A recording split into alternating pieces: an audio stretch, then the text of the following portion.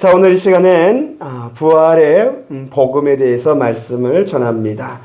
본문을 읽은 말씀은 바울이 예수님의 부활이 어떻게 우리에게 복음이 되는가를 전한 내용입니다. 사실 솔직한 고백으로 예전에 저는 부활에 대해서 고민한 적이 있습니다. 제가 부활을 못 믿어서가 아니라 예수님의 부활이 어떻게 우리에게 복음이 되는가를 잘 몰라서 고민한 적이 있었습니다.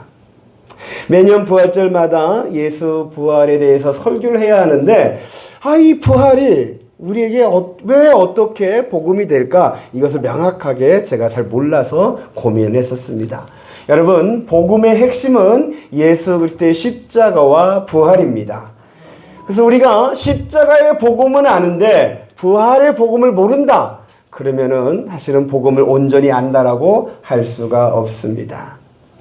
특히 여러분 초대교회에서 복음을 전할 때 더 강조하면서 전했던 복음은 사실 십자가가 아니라 부활이었습니다. 우리가 예수 부활의 증인이다라고 그렇게 말하면서 예수 부활을 더 강조하면서 전했습니다. 바울의 이 비시디아 안디옥에서의 설교도 사실은 이 설교의 그 강조점은 예수님이 살아나셨다. 하나님이 예수님을 이렇게 세우셨다라는 예수 부활을 더 강조하면서 그렇게 설교합니다. 너희가 십자가에 죽인 예수를 하나님이 다시 일으켜 세우셨다. 하나님이 살리셨다. 이것이 초대교회가 전했던 복음의 내용이었습니다. 사랑하는 성도 여러분, 저처럼 부활의 복음에 대해서 여러분도 조금씩 알아가게 되고 그 알미 부활에 대한 믿음이 되고 그리고 그 믿음이 여러분들의 부활의 생명이 여러분들의 심령의 삶에 나타날 수 있게 되기를 간절히 소망합니다.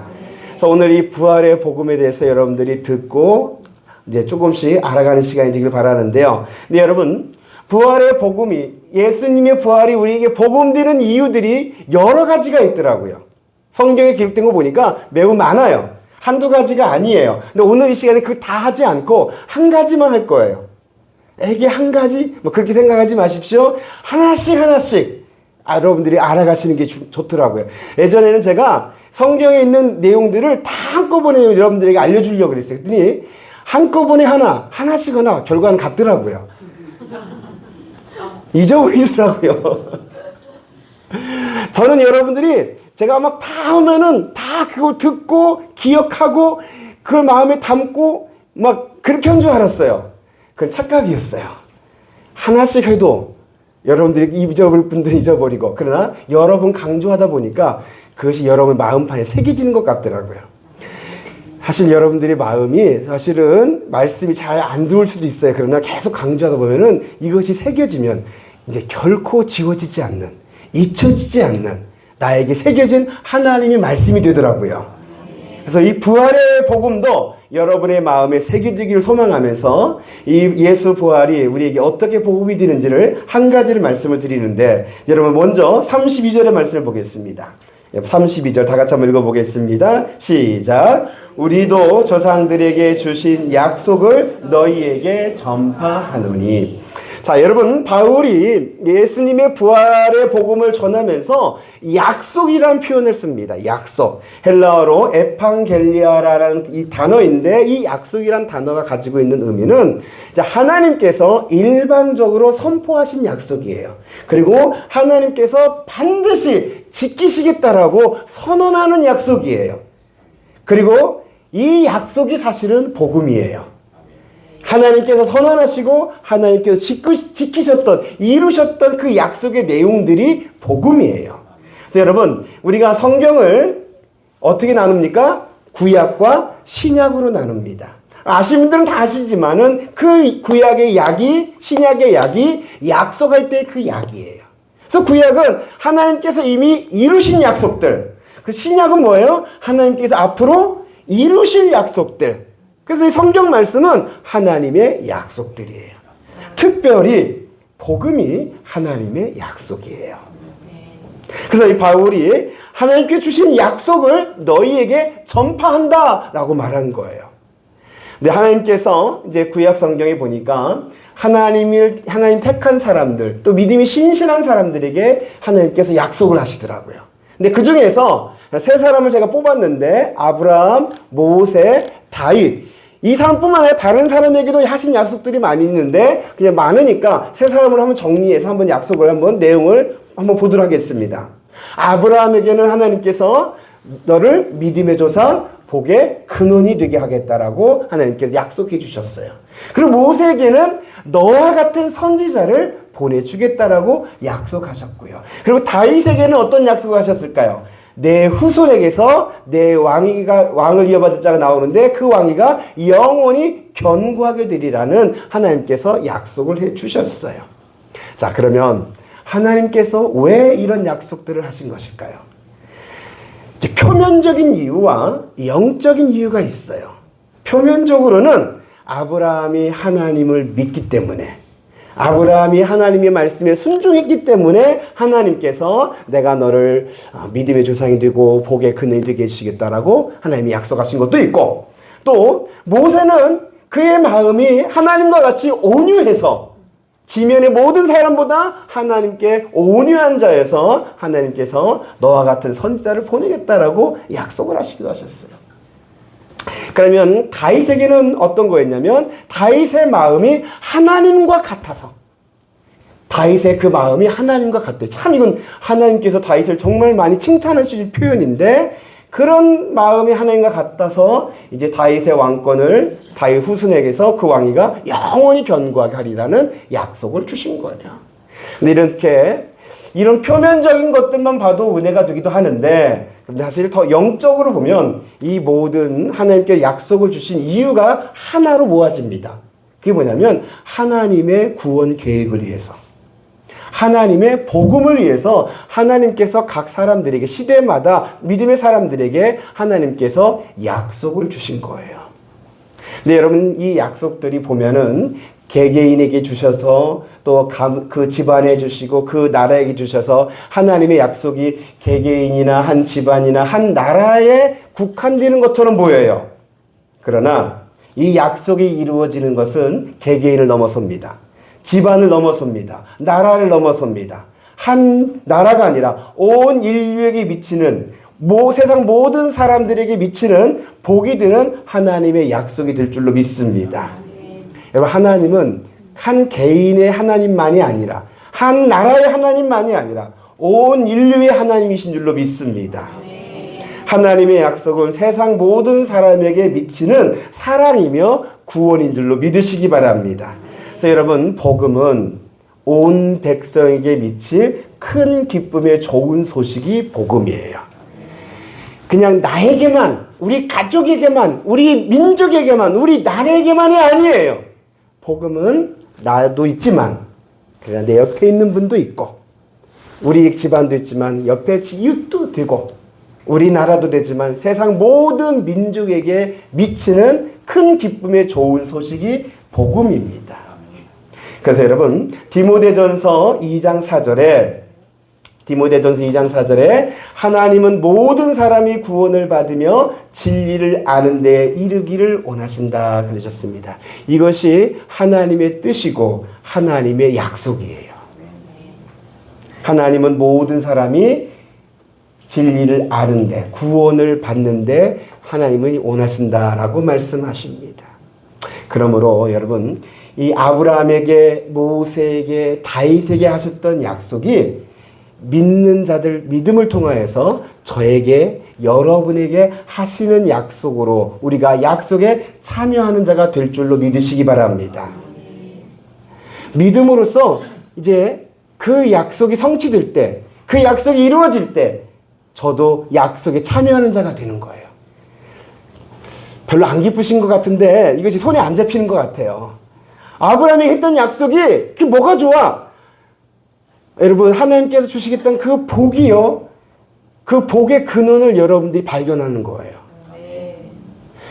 모세 같은 선지자가 그게 뭐가 좋냐면, 모세 같은 선지자, 구원하는 그 구세주를 하나님께 우리에게 주시겠다는 거예요.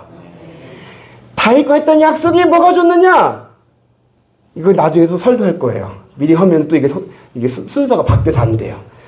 어쨌든 하나님께서 하셨던 그 약속이 믿음으로 그 약속을 삼품는 자에게 약속이 저와 여러분에게도 우리에게도 성취되는 하나님의 은혜요, 하나님의 구원이 될 줄로 믿으시기 바랍니다. 자, 그러면 이 약속과 부활이 어떤 관계가 되는지를 더 보도록 하겠습니다. 33절을 보겠습니다. 33절이요. 시작. 곧 하나님이 예수를 일으키사 우리 자녀들에게 이 약속을 이루게 하셨다 함이라. 시편 2째 편에 기록된 바와 같이 너는 내 아들이라 오늘 너를 낳았다 하셨고. 자, 하나님께서 예수를 일으키사 그랬어요. 자, 예수님의 부활이요, 누가 하신 거예요? 하나님이 하신 거예요.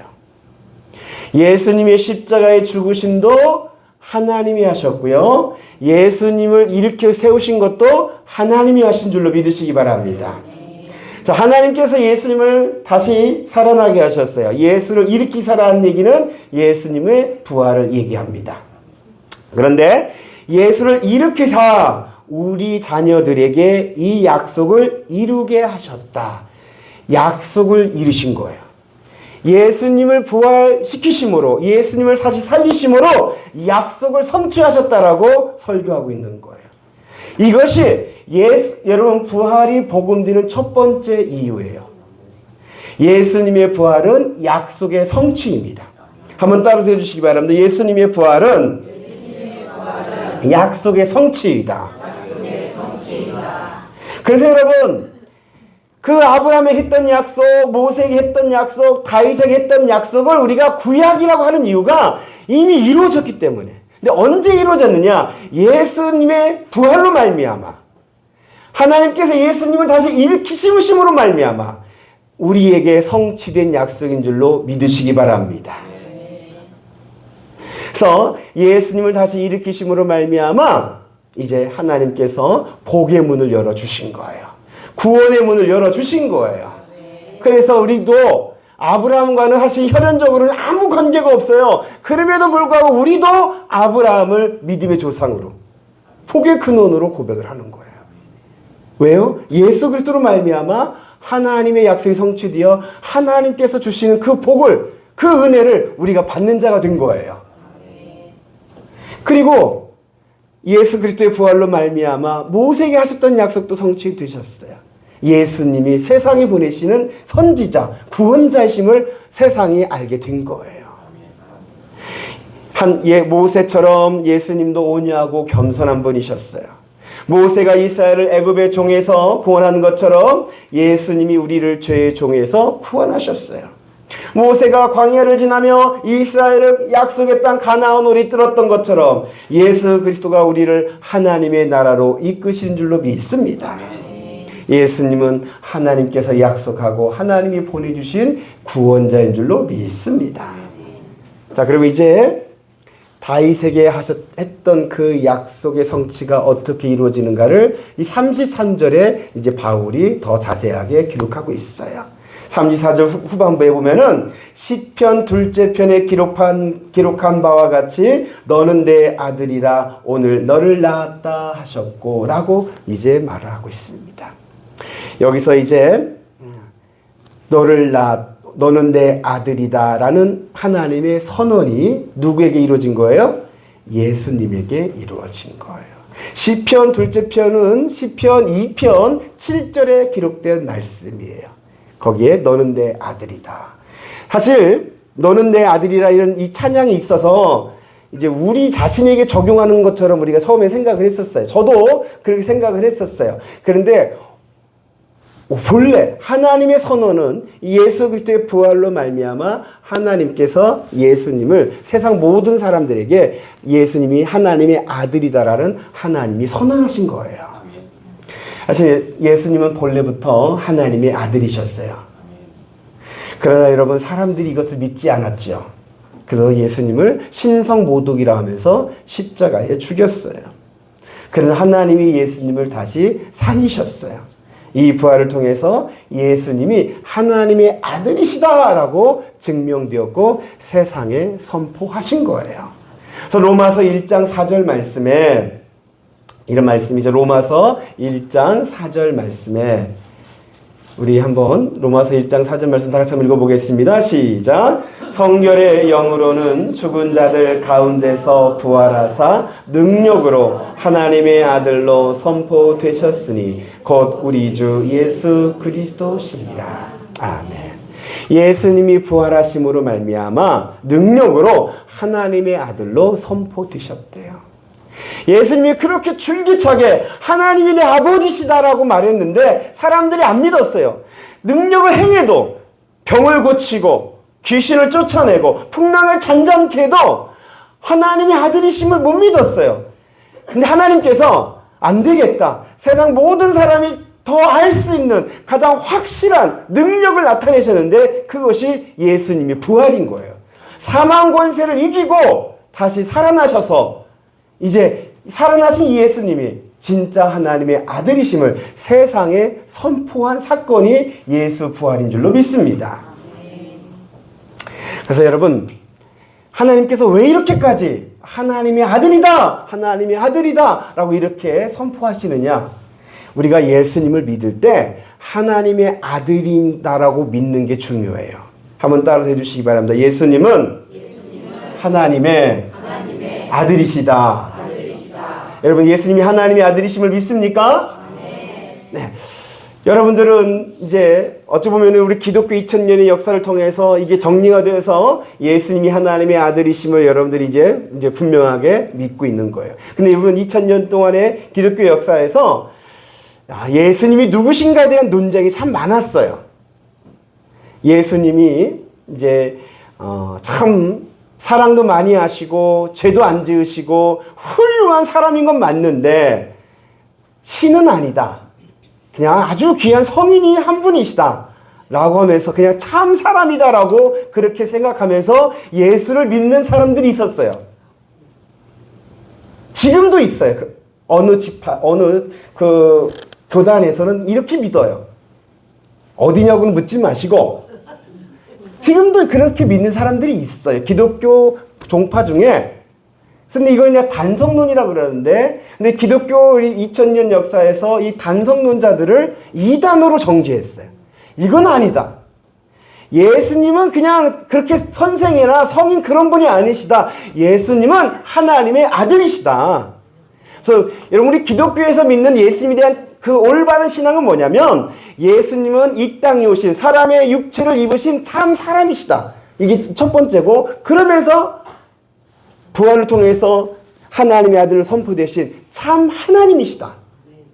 이것이 예수님에 대한 우리의 믿음의 고백이에요. 한번 따라서 해주시기 바랍니다. 예수님은 참 사람이며 참 하나님이시다. 이게 예수님에 대한 올바른 믿음의 고백이에요. 예수님을 이렇게 믿는 게 왜 중요하냐면 참 사람이어야 예수님께서 우리의 죄를 대신하여 죽으신 희생제물이라고 우리가 할 수가 있게 되고, 그리고 참 하나님이셔야 죄가 없으시고 사망 권세를 이기시고 우리를 구원하는 구세주가 되셔요. 그래서 우리가 예수님을 하나님의 아들이신 참 신이시다라고 그렇게 우리가 믿는 거예요. 그리고 예수님이 참 사람이시라는 것을 증명되는 것이 예수님의 십자가고, 예수님이 하나님의 아들이시라고 증명되는 것이 예수님의 부활이에요. 그래서 예수님의 이 부활이 우리에게 복음이 되는 거예요. 그리고 이제 예수님께서 하나님의 아들로 선포되심으로 말미암아 예수님을 믿는 저와 여러분들에게 이제 복된 소식이 오는데, 어떻게 우리에게 복이 되느냐? 예수님과 연합된 저와 여러분도 하나님의 자녀가 돼요. 할렐루야. 이거 정말 놀라운 소식이에요. 요한복음 1장 12절에 그 유명한 말씀이 있죠. 요한복음 1장 12절. 영접하는 자, 곧 그 이름을 믿는 자들에게는 하나님의 자녀가 되는 권세를 주셨으니. 예수를 믿는 자에게, 예수님이 하나님의 아들이심을 믿는 자에게 예수님과 함께 우리도 하나님의 자녀가 되는 권세, 다른 말로 하면 신분증, 뭐 미국 시민증 내밀듯이, 한국 시민증 여권 내밀듯이 나는 하나님의 자녀라는 신분증을 하나님께서 우리에게 주신 줄로 믿으시기 바랍니다. 여러분, 나는 하나님의 자녀라는 것을 여러분들이 잊지 않기를 바랍니다. 그래서 우리는 이 권세를 가지고 하나님을 아버지라고 부르면서 아버지 하나님께 기도할 수 있는 거예요. 뭐 여러분에게 기도해라. 저는 여러분들 이 기도를 율법처럼 여기도록 저는 그렇게 강조하지 않습니다. 여러분들이 하나님을 아버지라고 부르면 여러분의 삶에서 순간순간마다 어렵고 힘들 때마다 외롭고 괴로울 때마다 아니면은 즐겁고 감사할 때마다 하나님 아버지를 찾게 될 줄을 저는 믿어요. 그게 신앙의 반응이에요. 하나님 아버지라고 믿는데 아버지 찾는 게 그게 기도잖아요. 그래서 여러분들의 그 마음이 원하는 것들, 갈망하는 것들을 간구하는 거. 그리고 하나님은 아버지가 되어주셔서 그 자녀에게 은혜와 사랑과 복을 응답해 주신 줄로 믿습니다. 때로는 우리가 잘못 구하는 것조차도 하나님 아버지는 그거 사랑으로 응답하시더라고요. 사랑으로 응답하는 게 뭔가? 그건 좀 다른 의미가 있는데, 한 가지 예를 든다면 저희 집에 막내가 누군지는 얘기 안 드릴게요. 딸이 가끔씩 잘못된 요구를 해요. 자기 자신만 생각해서. 마치 우리가 나만 생각해서 하나님께 어떤 이기적인 요구를 할 때가 있잖아요. 예? 근데 그게 딸이 그렇더라고요. 왜 너만 생각해? 왜 그렇게 이기적이야? 뭐 하면서 제가 볼 때는 그래, 잘못됐어요. 그래서 제가 거절을 해요. 혼내기도 해요. 너 잘못됐다고, 안 된다고 거절해요. 그런데 그렇게 말을 해놓고서는 어느 순간 보니까 제가 그냥 아이가 요구했던 것보다 더 좋은 것으로 제가 해주더라고요. 제가 처음에는 안 돼! 라고 했는데 나도 모르게 해주고 있더라고요. 그 애가 요구했던 것은 잘못됐으니까 더 좋은 것으로. 내가 그렇게 제가 하는 걸 몇 번 보면서 내가 왜 이래? 그러면서 이게 하나님 아버지가 우리에게 대하시는 모습이구나. 우리는 내가 잘못된 거 요구하는지 몰라요. 우리는 내 코앞도 모르니까. 그냥 내가 지금 당장 이게 필요한 것 같아. 이게 있으면 좋을 것 같아. 근데 하나님 볼 때는 그게 칼일 수도 있고, 이거 손뺄 수도 있는데, 안 돼 하지만. 근데 오히려 하나님은 나는 칼 달라요. 나의 하나님은 잘 우리 정도인데 요리를 주실 때도 있고. 그래서 더 좋은 것으로 응답하시는 하나님 아버지의 사랑. 이것이 저와 여러분들의 신앙생활이 될 줄로 믿습니다. 이렇게 예수 그리스도의 부활로 하나님께서 예수님이 내 아들이다라고 세상에 선포하신 사건이에요. 그러고 예수 그리스도 안에 있는 저와 여러분들, 하나님이 예수님과 함께 여러분들을 하나님의 자녀로 품으시는 이 복음의 예수 부활의 복음인 줄로 믿으시기 바랍니다. 그리고요, 예수님이 하나님의 아들로 선포되셨다는 것에 또 다른 의미가 하나 더 있습니다. 그게 뭐냐면 예수님이 왕이시다라는 것을 세상에 알리는 선포예요. 너는 내 아들이라 오늘 너를 낳았다라는 이 시편 2편 7절의 이 말씀은 이스라엘이 왕이 등극할 때, 대관식을 할 때 선포하는 말씀이에요. 당신은 하나님의 아들이요 우리의 왕이십니다라는 고백을 담아서 이 말씀을 선포를 해요. 그래서 바울이 이 시편 둘째 편이라고 말하면서 이 말을 하는 것은 뭐냐면 바로 예수님을 대관식을 하는 거예요. 부활이 예수님의 대관식이라는 얘기예요. 하나님께서 너는 내 아들이다. 응? 내가 오늘 널 낳았다. 이 예수님의 이 부활을 통해서 하나님의 아들 선포해서 우리의 왕이 되게 하셨다라는 것을 알려주고 있는 말씀이에요. 예수님이 하나님께서 세우신 영원한 만왕의 왕이신 줄로 믿으시기를 바랍니다. 그리하여서 다윗에게 하셨던 그 약속이 성취되게 하신 거예요. 근데 여러분, 예수님이 왕이신 거 여러분들이 믿으시죠? 정말로 믿으시죠? 여러분의 삶에서도 믿으시죠? 아멘 잘하시는데 이상하다. 삶에서도 믿으시면 약간 찔려하는데요. 예수님의 왕이시면은 그의 다스리심을 받고 그의 뜻에 순종하고 그래야 하는데 그러시죠? 좀 이제 줄죠. 근데 여러분, 누가 통치하느냐가 정말 중요하더라고요. 우리 가정도, 뭐, 교회도, 나라도, 그리고 심지어 나의 인생도 누가 통치하느냐에 따라 달라져요. 세상은 내 인생은 나의 것이라 해갖고 내가 주인 되어서 내가 원하는 대로, 내가 하고 싶은 대로, 내가 바라는 것대로 살아가도록 그렇게 말을 합니다. 그게 잘 사는 거라고 말을 합니다. 내 욕심 채우는 것이 잘 사는 거라고 그렇게 강조합니다. 그러나 우리 기독교는, 우리 말씀은, 복음은 예수님이 우리의 왕이시다라고 선포하는 거예요. 예수님이 나를 다스리셔야 한다는 거예요. 그럴 때 여러분, 예수님이 나의 왕으로 등극하셔서 나의 주인 되시고 나를 다스리실 때 하나님의 나라가 이곳에 임한다는 게 복음의 메시지예요.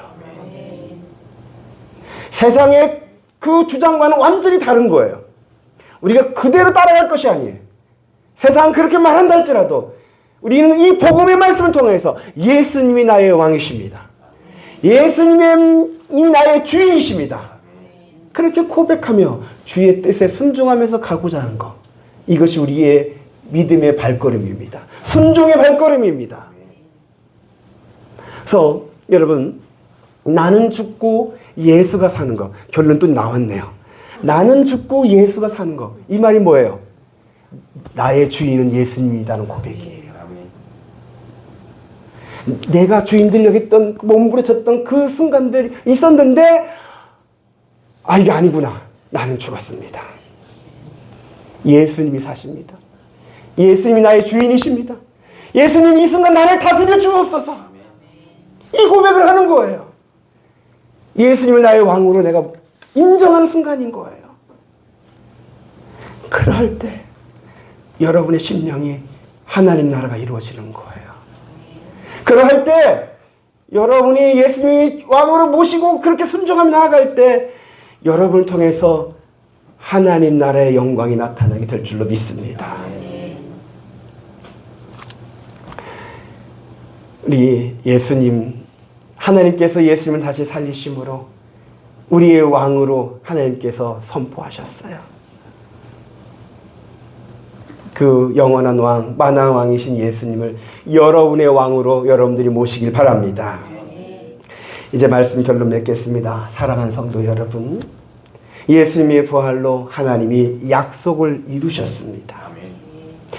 하나님께서 약속하셨던 그 복의 근원이라든지요, 구원하는 선지자라든지요, 그리고 만왕의 왕의 그 메시지 약속을 예수님의 부활로 저에게, 여러분에게 성취하셨습니다.